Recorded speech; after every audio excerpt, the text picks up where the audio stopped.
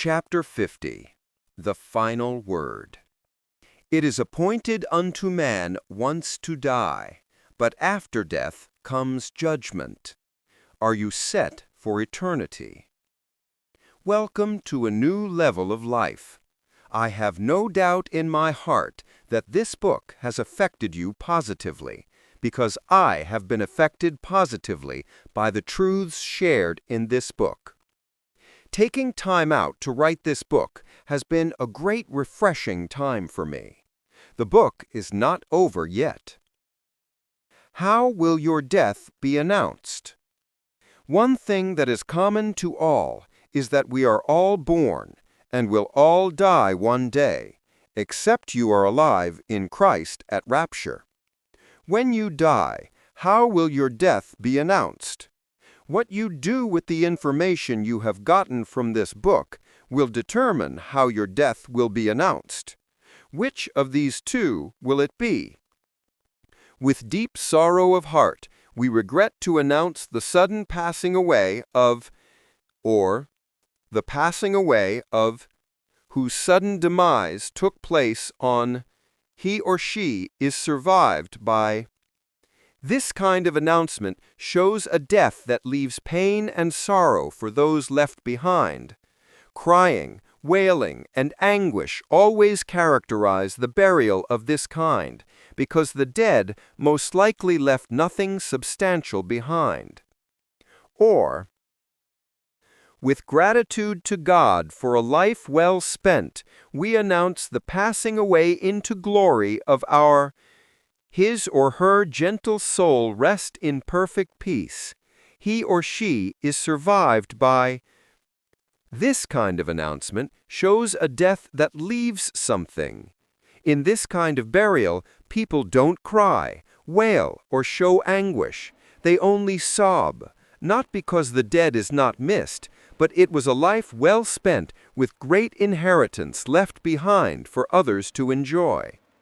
Do you want to die and leave your family and offspring in pain, or you want to exit with eternal legacies in place? For what shall it profit a man if he shall gain the whole world and lose his own soul? Mark 8:36. God wants you to have all the best that the world has to offer and live in stupendous wealth, but it is all expected to be on the premise that the spiritual has been put in place.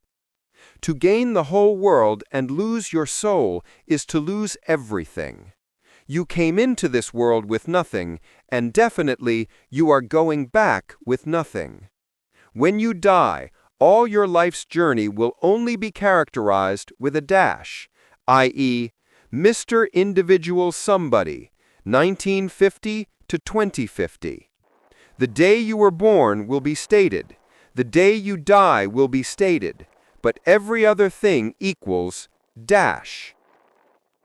The life you live now will determine what your dash will be interpreted to mean. A life without Christ will end up in crises. In order to find peace with God, you need to embrace God's love and receive salvation that only Jesus Christ gives. There are some basic steps you need to take that will usher you into the world of new beginnings. 1. Recognize your need for God. For all have sinned and come short of the glory of God. Romans 3:23. We all have need of a Savior, and in order to succeed in life, you need God. 2. Repent of your sins. If we confess our sins, He is faithful and just to forgive us our sins, and to cleanse us from all unrighteousness. 1 John 1:9. Sin creates a wall between man and God, which hinders God from being able to intervene on our behalf in different areas of life. However, repentance opens the door for God. 3. Believe in Jesus. For God so loved the world, that He gave His only begotten Son, that whosoever believeth in Him should not perish, but have everlasting life. John 3:16. Jesus is God's only way to salvation, and believing in what Jesus did on Calvary gives us access. 4. Receive his salvation. But as many as received him, to them gave he power to become the sons of God, even to them that believe on his name. 1 John 1:12. It is one thing for someone to offer you a gift. It is another thing for you to receive it. God has offered us the gift of salvation through his Son Jesus, but we must receive and accept him. 5. Confess your faith. That if thou shalt confess with thy mouth the Lord Jesus, and shalt believe in thine heart that God hath raised him from the dead, thou shalt be saved. For with the heart man believeth unto righteousness, and with the mouth confession is made unto salvation. Romans 10:9-10. Make a confession of what you believe and begin to walk in newness of life. Pray this prayer with faith and believe God to do his work in you as you pray. Salvation Prayer. Heavenly Father, I thank you for the gift of your Son Jesus. Lord, I believe in my heart that you died on the cross to redeem me, and you rose again to justify me. Come into my life, Lord Jesus, and make me whole. Cleanse me by your blood and deliver me by your power. Let the power of the wicked fail over my life, and let your Spirit take over. Thank you for saving me. Amen. If you have prayed this prayer sincerely from your heart, you can write me to share your testimony and request for free literature and materials that will help you grow in God. Shalom. Prayer of Agreement.